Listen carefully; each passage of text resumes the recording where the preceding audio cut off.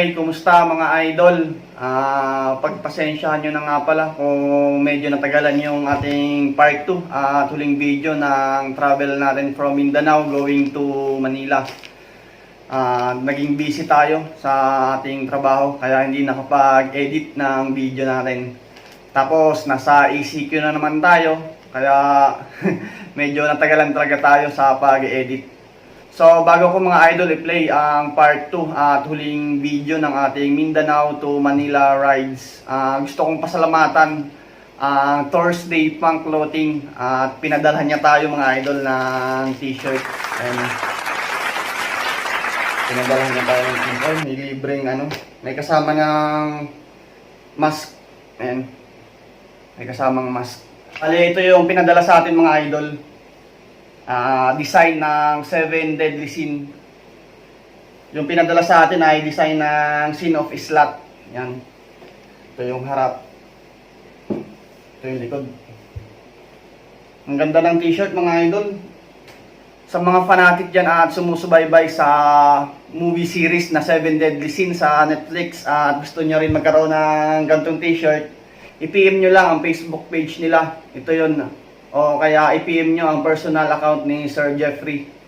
Yan, PM nyo lang. Bali lahat mga idol ng 7 Deadly Sin ay mayroon sila kanya-kanyang design. Mayroon silang design para sa Sin of Islat, which is ito nga mga idol, ito yung design ng Islat. Tapos may design sila para sa Sin of Lust, Sin of Gluttony, Sin of Greed, Sin of Wrath, Sin of Envy, and Sin of Pride. Yan. Napakagandang t-shirt mga idol. Ang ganda ng design. Yan. So, order na kayo mga idol. I-PM nyo lang si Sir Jeffrey. Okay? So, i-play ko na mga idol ang part 2 at huling video ng ating Mindanao Travel Motovlog. Touchdown Luzon!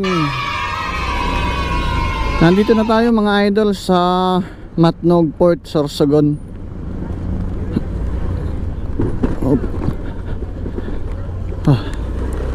Nakabalik na tayo sa Luzon. So konting biyahe na lang mga idol at makakauwi na rin tayo. Pero mag-check-in muna tayo dito sa Sorsogon City. Wala pa tayong tulog. In-straight natin yung biyahe from Cagayan de Oro City going dito sa Matnog Port. Straight yung biyahe natin.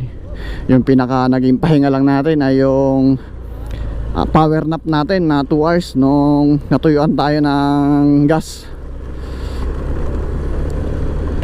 Nakapag power nap tayo doon sa Leyte, doon sa kanilang waiting shed. So from here mga idol sa Matnog Port, mabiyahe tayo na siguro mga 1.5 hours to 2 hours going to Sorsogon City. Nakapag-book na tayo doon ng hotel. Kaso medyo inuulan tayo ngayon, no? Sana wag lumakas para hindi na natin gamitin tong kapote natin. Shoutout sa mga Bicolanong Oragon, makikidaan lang. Ay nako, malakas ata yung ulan. Mukhang kailangan natin magkapote. Inabutan na tayo mga idol ng malakas na ulan, kaya inalis na lang natin yung external microphone natin para hindi masira yung GoPro. Kasi hindi siya waterproof mga idol kapag naka-external microphone. Masisira yung GoPro natin. Kung sino ka man Paps, sobrang saludo ako sa'yo. Ako sobrang giniginaw na, pero ikaw nakahubad pa. Ayos. Nandito na tayo mga idol sa Binocong Hotel dito sa Sorsogon City. Medyo inabutan tayo ng malakas na ulan. Sa Leyte at Samar hindi naman natin na-experience yung ulan, pero pagdating natin dito sa Matnog Port, from Matnog Port hanggang dito sa Sorsogon City, wala. Sobrang lakas na ng ulan. So bukas mga idol, babiyahe ulit tayo. Diretsuhin na natin Sorsogon City hanggang Manila. So paano mga idol, magpapahinga muna ako. At grabe, sobrang pagod talaga ng katawan ko at sobrang antok na antok ko na. Napapapikit na nga ako minsan sa kalsada, pero pinipilit ko na magising. Magandang umaga mga idol. Ito na, uwi na tayong Manila. Diyan tayo tumuloy sa Asian Novo Hotel.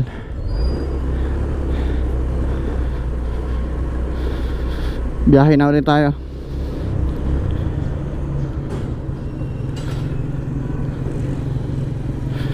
Medyo mahaba-haba yung biyahe natin ngayon mga idol.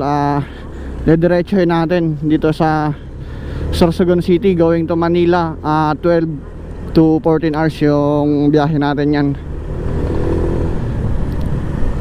Medyo maganda yung panahon ngayon.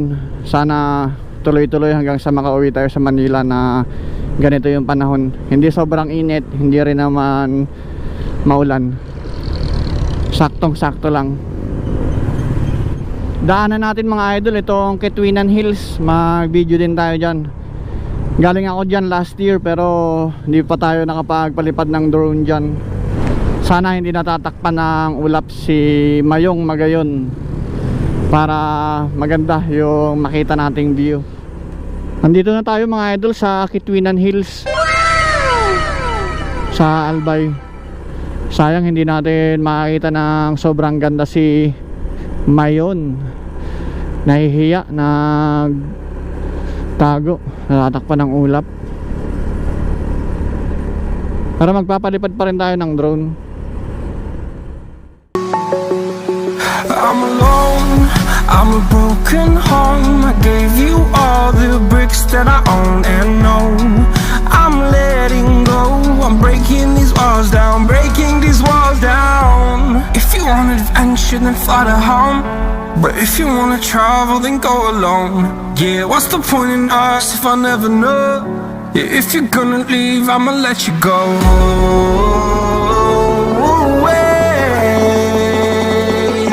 I'm tired of the pain.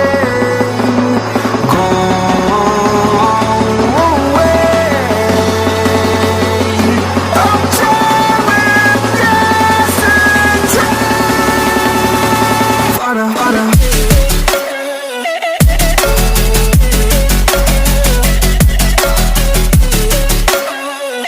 I fell where my demons dwell. My own little nightmare, I call it hell. Oh well, it's time to get back up. Climbing and climbing, I'm done with this ride, is what I tell myself, so I could feel something else. Yeah, I guess I had my bad days, but it doesn't mean I lost myself. Darling, where were you when my heart was on the ground? I thought time would prove that you would stick around. I guess time starts out. Naku, nahiya na naman si Mayon. Nandito tayo mga idol sa bagong bukas na diversion road dito sa Albay. Ang ganda sana ng view, so maulap.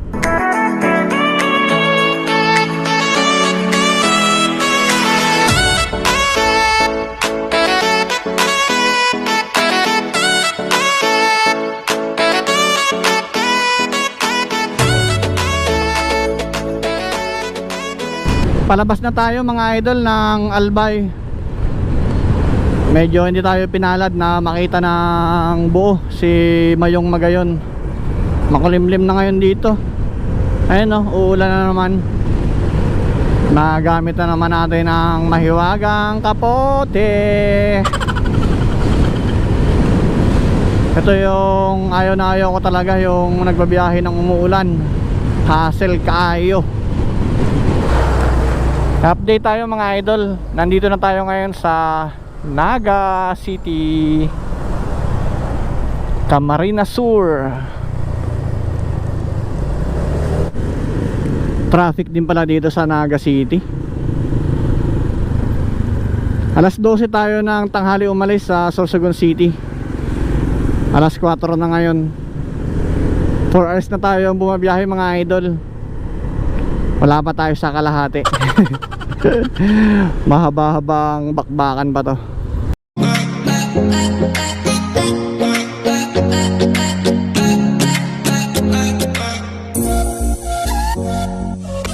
Papalubog na si Haring Araw.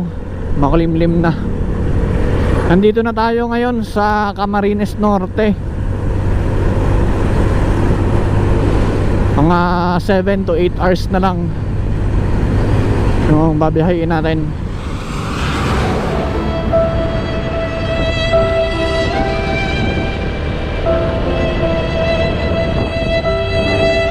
Gumaka Quezon Province na tayo mga idol. Wala na ang ulan dito. Sana hanggang makarating tayo ng Maynila walang ulan. Time check muna tayo. 9:30 na ng gabi. 9.5 hours na tayong bumabiyahe. Tuloy-tuloy ang biyahe. Malapit na lang. 220 kilometers na lang nandun na tayo sa Manila. Makakapagpahinga na rin tayo sa wakas. Mahaba-habang biyahe natin ngayon. So mga idol, from Cagayan de Oro City hanggang dito sa Gumaka, Quezon Province, wala naman tayong na-encounter na checkpoint. May mga checkpoint mga idol, pero hindi naman tayo pinara. Hindi naman tayo hinanapan ng mga documents. Kaya naging tuloy-tuloy lang yung biyahe natin. Manila, Lucena, Timonan, town proper. Dito tayo, diretso.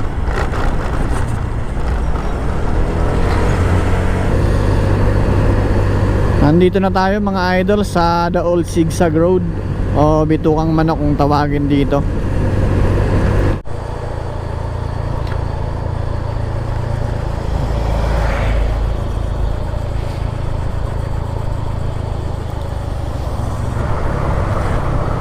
Nakababa na tayo mga idol sa The Old Zigzag Road. Going to Pagbilao na to. Pagbilao, Quezon Province. 3 to 4 hours na lang na biyahe natin at nandun na tayo sa Manila. Sobrang sakit na ng aking katawan. Hinahanap-hanap na ng katawan ko ang kama. Ay nako. Time check muna tayo. 11:20 na. 11 hours and 20 minutes na tayong bumabiyahe. Kaya medyo nananakit na yung mga kasukasuhan natin. Ay, pero ayos lang kasi enjoy naman natin yung bakasyon natin. Sobrang enjoy. Marami tayong napuntahan na lugar. Marami tayong nakitang magagandang tanawin. Lalong-lalo na dito sa Mindanao, napakaganda. Actually mga idol, sana mabago yung stigma na nakatatak sa utak ng tao na ito Mindanao ay delikado. Actually mga idol, may mga lugar naman talaga dyan na sobrang delikado, pero mostly dyan ay hindi naman talaga delikado. Payapa na namumuhay ang mga taga Mindanao dyan. Hindi naman lahat dyan magulo. Hindi naman lahat mga terorista. Ay, magpapagas muna tayo. At baka matuyuan tayo ng gas ulit. Okay, pagas muna habang may gasoline station.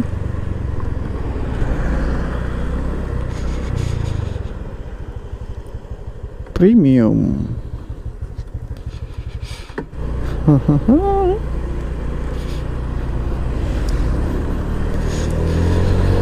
Okay, at nakapagpagas na tayo.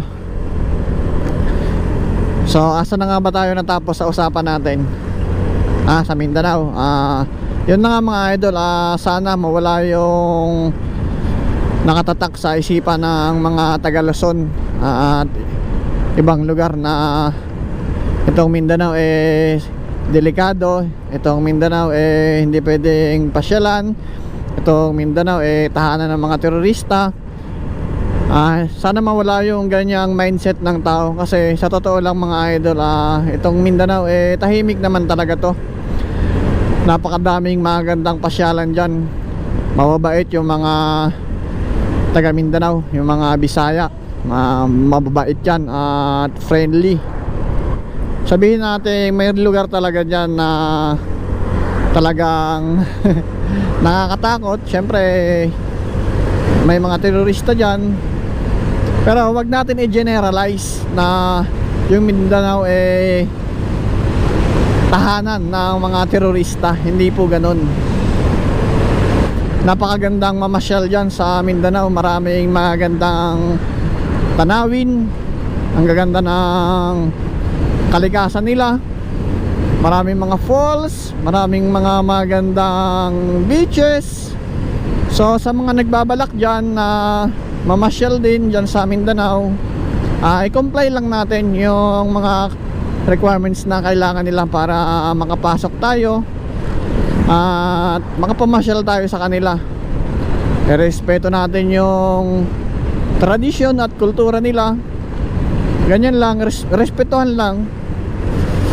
Siyempre nakikidayo lang tayo sa lugar nila. So yun mga idol, at babiyahin na ulit tayo.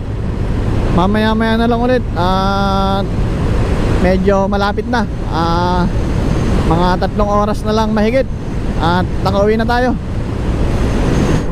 Sobrang antok ko na mga idol. Magto 12 hours na tayong bumabiyahe ng straight. Masakit na yung puwet ko, masakit na ang kamay ko, masakit na ang ulo ko.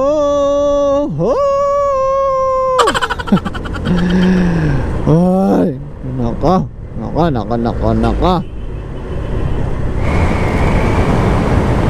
Nandito na tayo mga idol sa SM City Santa Rosa, Laguna.